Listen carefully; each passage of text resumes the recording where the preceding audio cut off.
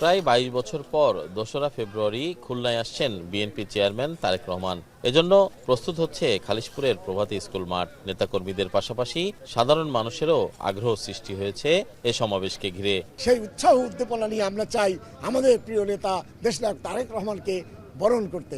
খুলনার আপামর জনসাধারণ এবং পার্শ্ববর্তী অঞ্চল থেকে কয়েক লক্ষ নেতাকর্মী তাকে সংবর্ধনা দেওয়ার জন্য আমরা ইতিমধ্যে প্রস্তুতি নিয়েছি। খুলনা বিভাগে 2টি নির্বাচনী জনসভায় যোগ দেবেন বিএনপি চেয়ারম্যান। খুলনা ও যশোরের জনসভাকে জনসমুদ্রের রূপ দিতে এরই মধ্যে দক্ষিণাঞ্চলের সব জেলায় নেতাকর্মীরা মাঠে নেমে পড়েছেন।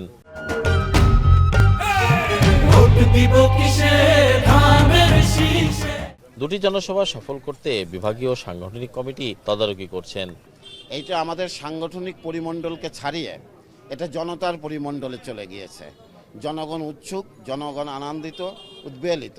আগামীতে বিএনপি রাষ্ট্র গঠনের সুযোগ পেলে খুলনার সার্বিক উন্নয়নের বিষয়ে গুরুত্বপূর্ণ বক্তব্য প্রত্যাশা করছেন দলীয় নেতাকর্মী থেকে সাধারণ মানুষ।